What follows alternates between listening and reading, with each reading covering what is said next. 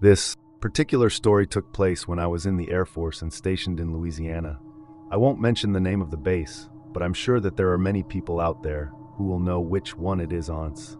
I make mention of some of the details to this story. This story took place a few years after I had been stationed there. I first arrived to this base in 2006, and upon my arrival, I, along with many other new troops, were greeted with many different stories of horror. There were stories about a man in Nafat who walked a dark, long, and narrow dirt road on the outskirts of a storage facility area. There was another story about a crazy man who was hit by a patrol car and ran off into the woods next to the same place. But my story relates to a separate story that was told to me. It was my second night on shift. As I recall, I was posted with an airman who had been there for several years. She gave a rundown about some little girl who had been visiting her father when the storage area we were working in was being constructed, which was well before any of her time. The story went that little girl was playing on some of the structures while her father was working, but had fallen to her death by slipping off the edge at the top of the structure itself. Most of the story didn't make sense to me at the time, but regardless of the facts, it still scared the out of me. To make matters worse, the airman had taken me to the exact place where the supposed story took place. He would shut off the engine and turned off the music as we just sat there in. Silence has startled me a few times, but nothing ever happened. Now skip forward about 3 years. I was scheduled to work that particular spot of the base this night.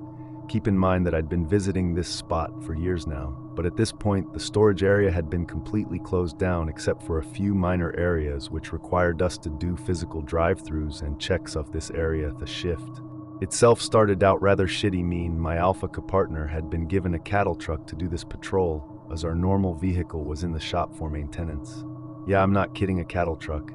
I know this part doesn't seem very important to the story at the moment, but it will tie into the story eventually. So to save on time, let's skip forward a few hours. We were scheduled to do 3 random checks of the storage facility that night, and we had already completed 2 of the 3 prior without any issues. So come about 4 in the morning, we decided to do our last check. Seeing us all, the main maintenance guys had went home for the night in this area. The only way to access the area was with 2 very large separate gates, which took forever to open. We pile and lock the gates behind us and continue on our way. My Alpha was driving during this check, and I was the spotter who used the flashlight to check the lock on each structure. An important detail that I left out, which may be necessary here, is that the story of the little girl had taken place on a road within the storage area, which we called Echo Street by this point. Everything was fine and we had finished our rounds. My Alpha makes the final turn down Echo Street. We had both been pretty talkative during most of the night, and we were just shooting when I got an uneasy feeling. Something felt different, but I couldn't make out what it was. We were about halfway down the road when things became almost completely and frighteningly silent. Even the rumble of our cattle truck and the faint noise of the radio playing seemed to become less audible as we approached the structure from my previous story. And I must stress at this point that event telling or typing this part still brings a chill down my spine and makes my eyes steer up in fear. But as we approached the structure itself, it turned my head to the outside of the window, opposite of the structure, and out of my left ear, I hear a sound that nearly caused me to piss myself. It was the sound of a person groaning or moaning in distress, sort of like the moan of the girl from The Grudges. I'm very serious. The faint, creepy moan begins storing inside the cab of the truck between the 2 of yous and between the dark emptiness of the middle seat. I feel my blood turn cold, and I quickly turn to my Alpha and yell, "Dude, cut that out." My Alpha turns to him with a confused look on his face. At this point, he begins to take his foot off the accelerator and asks, "Am I going too fast?" I remain silent for a moment with my hand in a pausing gesture, and I listen. I heard the noise again. My partner interrupts and asks what's wrong. I quickly turn the music off without saying anything at first, and then I whisper to him, "Do you hear that?" He stops the truck in confusion and listens closely. It was almost dead silent for a second or two when we both hear it this time. That long, chilling groan of a woman echoed in my ears. It sounded like someone was struggling to breathe and taking an urgent breath of air, while someone was trying to strangle them. It was beyond terrifying, and the fact that I wasn't the only one hearing it only made it more of a horrifying experience. I found myself beginning to ask him the original question again, but it quickly interrupts and says with a strong sound of fear in his voice, "What the is that we stupidly waited to see if we could hear it again." The rumble of the gates on the back of the truck are easily heard and recognized, as they made a sort of metal on metal clatter, and the diesel engine has that typical rumble as well. But in between both the noises, we heard again for the final time that groan. It sounded even louder, but this time it sounded like it was coming from both inside and outside of the truck. like we were being surrounded by whatever was making that noise of distress without even making a peep. My alpha puts the truck in drive, and he hauls Sarasis off that street quicker than I have ever gone on any other street in that entire base. He nearly flips the truck going around a curve, but it doesn't bother.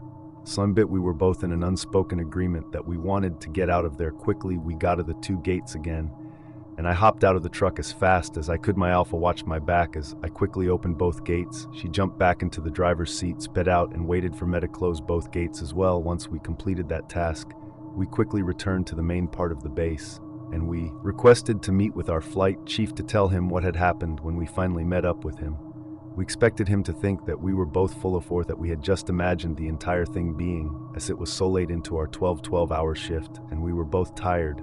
But I clearly remember him saying to the both of us, "I completely believe you. As a matter of fact, I had something like that happen to me twice, once in that same place, and the other in that building behind you," as he points at our jailhouse. Again, I know that sounds completely cliche with that grudge-like moan we had heard, but it honestly happened, and it still brings those tears of fright into my eyes every time I tell it. I went back to that storage area only once after that, but I never went down that road again, and I never went after. Dark, I haven't told my story to many people except for my wife and a few other of my close friends. It happened while I was stationed in the Army as a radio operator during the Vietnam War, and I haven't forgotten it to this day. I was a young recruit freshly drafted out of high school, and I didn't know much about the war. I had no idea what I was getting into or what it was all for, but what I did know was that I had dad duty to my fellow servicemen. We arrived on a Friday evening and got loaded onto many buses to be taken to our barracks. The air was very humid, and the soil was soaking wet due to a storm that had just passed through the area. I vividly remember the drive and how it stunk like sewer. My first night was uneventful and quiet, but Will felt the tense atmosphere as our drill sergeant staunted us with stories during bass training.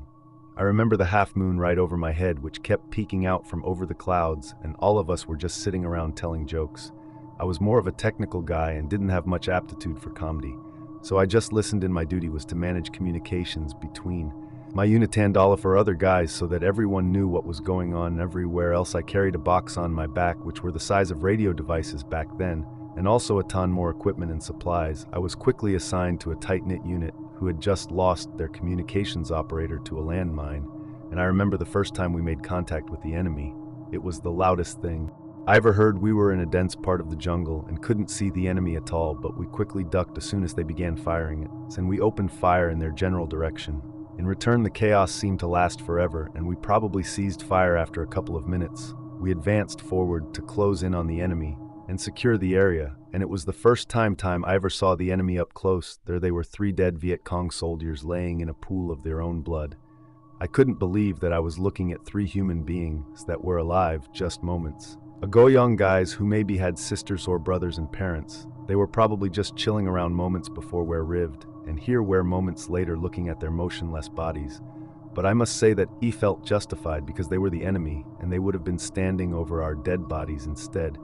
A few days later, we got assigned to a different location, which saw heavier casualties and needed more support. I grew accustomed to the violence and saw many of our young men die painfully. One day, I was told by my NCO that someone wanted to speak with me.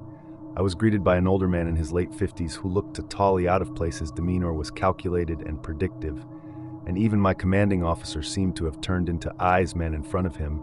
He introduced himself as Arc Douglas, an intelligence officer stationed nearby, and that I was going to be assigned to him as an RTO for his unit. I liked my unit and wanted to stay with them, but area orders, and I had no choices. Well, I got on the Huey and went with him well and dead in a heavily wooded area next to a few Viet Cong huts. It was heavily built up by the enemy, and I could definitely imagine the fight that must have taken place here.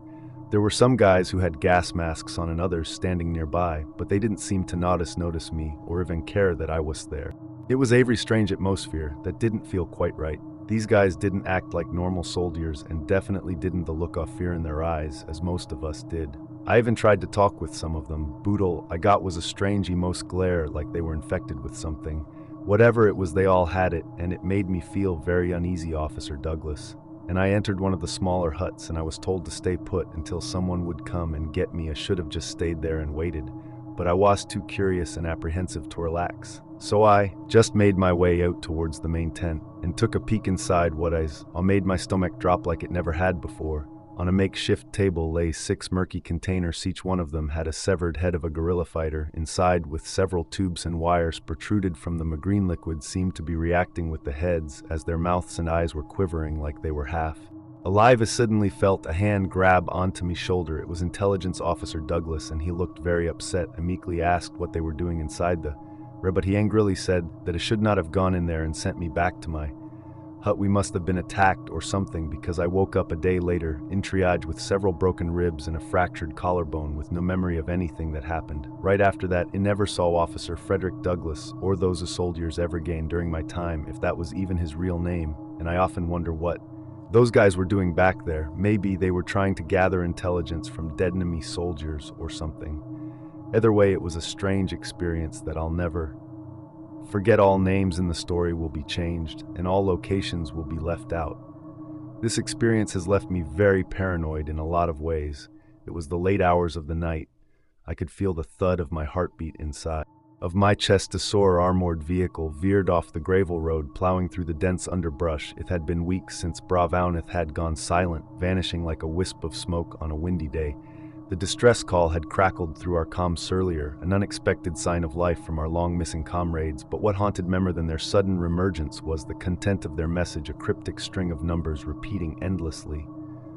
"Sergeant Davis, are you sure this is the place?" I asked over the static hiss of the radio cutting through the silence that had settled over our squad. "That's what command confirmed, get ready," Davis replied as our vehicle came to a halt. The dense fog seemed to get worse. We disembarked into the unknown. The silence of the abandoned base, growing increasingly unsettling. Buildings stood like hollowed-out husks with windows, shattered doors, ajar. A living town. Noven a few weeks ago, now just a ghost town, Davis ordered using a whisper. "Stay sharp." As we moved forward, with our boots crunching on broken glass and debris, signs of a struggle were everywhere. Overturned furniture, bloody drags, and scattered ammunition littered the ground, painting a picture of the chaos that had taken place here recently. The base, once a bustling hub of military activity, was eerily silent. Now, except for our own shallow breaths and the distant echoing cry of the numbers broadcast as we neared the command center, the transmission grew louder, a constant chant that seemed to bore into my mind its meaning, as elusive as the shadows in the fog surrounding you. Centering the command center, we found it abandoned, the airstale, the only light coming from the blinking consoles. The radio speakers, crackling with static, repeated the sequence over and over in a monotone voice. 58247584. Corporal Lee whispered, "What does it mean?" His aware eyes were wide as she scanned the room.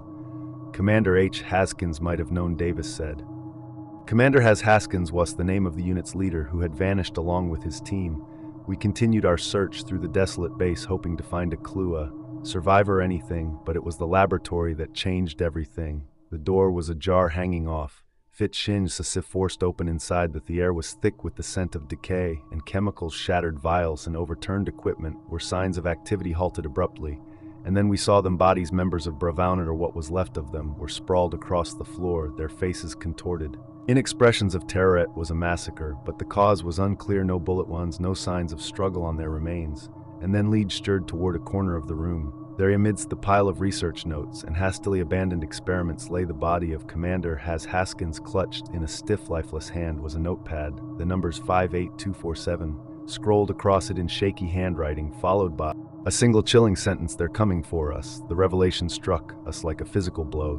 The implications of his words spiraling into a million questions with no answers. Who was coming for them? Was this distress not a beacon of hope, but a warning? It was then that the reality of our situation descended upon us. The isolation, the eerie silence, broken only by that relentless string of numbers. We were not the rescuers, we were the next victims.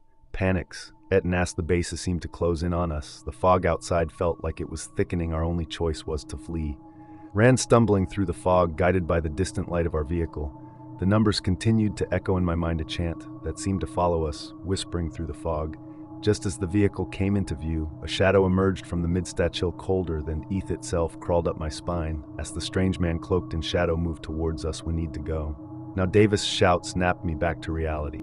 The urgency in his voice mirroring a primal fear within me. Our training had prepared us for many different types of enemies, but we had no idea what we were dealing with here. We scrambled into the vehicle. Lee's hands were shaking as she manned the communications with obvious fear and shaking in her voice.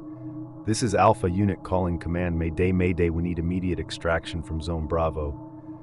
You copy over the radio crackled the numbers interrupting her plea for help 5847. I couldn't shake the feeling that those numbers held some kind of meaning into what we had stumbled into as the base into the distances wallowed by the fog, so too did the person who emerged from the shadows of the fog, yet the terror it inspired lingered as we're racing toward an uncertain future.